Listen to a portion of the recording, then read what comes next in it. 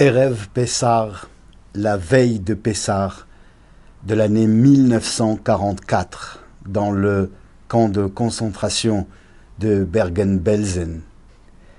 Un petit groupe de juifs croyants veut fêter la fête de Pessar. Ils se regroupent autour d'un très grand tzaddik, le rabbi Israël Shapira, Admour de Belajov. Ils vont avoir l'audace de demander au commandant SS de leur bloc la permission d'ériger un four et de recevoir un peu de farine pour pouvoir faire les matzot. Ils proposent en échange de ce service de se priver de nourriture pendant 8 jours. L'officier SS accepte. Ils vont donc se réunir et avec le peu de force qui leur reste, aller à la recherche de briques pour fabriquer un four et à la recherche de bois, de branches et de feuilles d'arbres pour pouvoir allumer le feu. Ils fabriqueront des matzot, mais juste avant le soir du Seder, l'officier SS rentre à l'intérieur du baraquement où était le four et il commence à tout démolir et il écrase les matzot qu'il envoie dans la poussière et il sort un fouet et commence à frapper de tous les côtés avec des hurlements de sauvages. Leur Pessar sera détruit, leur Seder sera complètement anéanti et l'officier, avec un ricanement, va sortir du baraquement après avoir vu anéanti tous les efforts de 8 jours de ces juifs qui espéraient passer un Seder de Pessar avec des vrais matzot. Et le Seder arrive.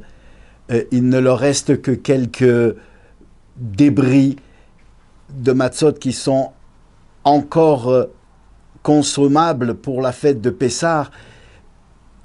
Qui va faire la mitzvah de consommer ces débris pour le soir du Seder? Alors on se concerte et puis d'avis général, on va donner l'honneur au rabbi, donc l'Admour de Belajov, rabbi Israël Shapira, de manger avec la kavana de rendre yotse tout le Kaal, toute l'assemblée qui serait rassemblée autour de lui pour la fête du Seder. C'est le tzaddik qui aura le mérite de consommer ces petits morceaux de restes de matzot émiettés. Et puis une femme va surgir de l'assemblée et va s'y opposer. Non, ce n'est pas au tzaddik de manger les matzot.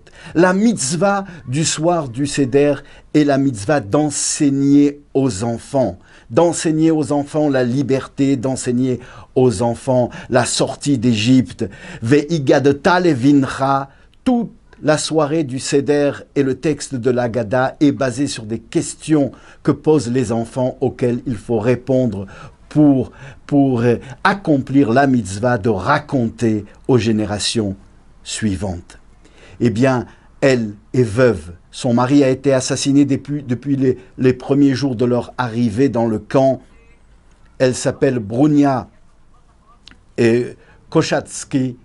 Elle a un petit garçon et c'est lui qui mangera les matzot pour faire la mitzvah de transmettre le flambeau à la génération d'après. Le tzaddik accepte, l'assemblée va s'y plier et c'est le petit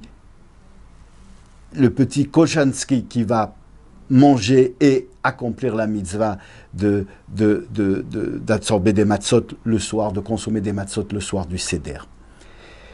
Les Américains arrivent quelque temps après, ils vont libérer le camp. Nous étions en 1944 à Pessar, lorsque Bergen-Belsen est libéré, chacun va partir de son côté Et l'Admour va survivre, cette femme aussi avec son fils. Et après la guerre, on va lui proposer un chidour. On lui proposera un chidour, elle acceptera, et elle est veuve. Reconstruire après la Shoah est quelque chose de très cher à ses yeux.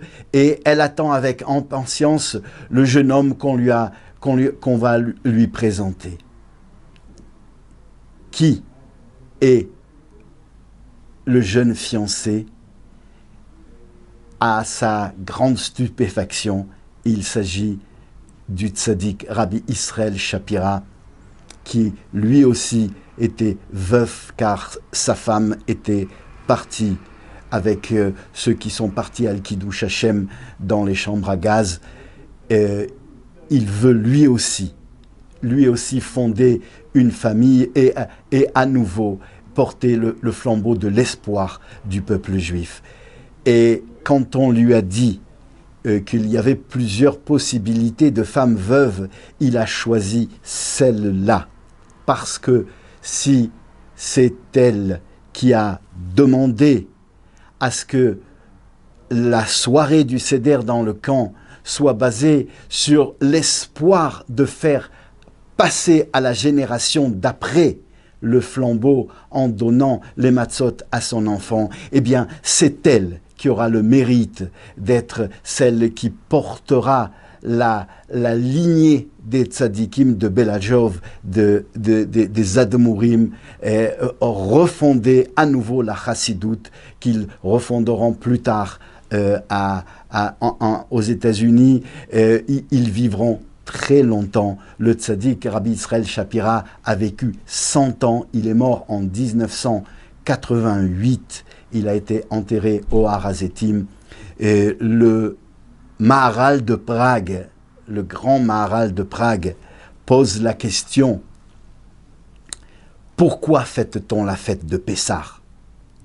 Après tout, c'est vrai que nous avions été délivrés, mais nous sommes retombés dans l'exil, nous sommes retombés dans la galoute et dans les affres des persécutions. Alors à quoi bon fêter chaque année cette fête? Il répond que c'est un leurre de croire que les choses n'ont pas radicalement changé.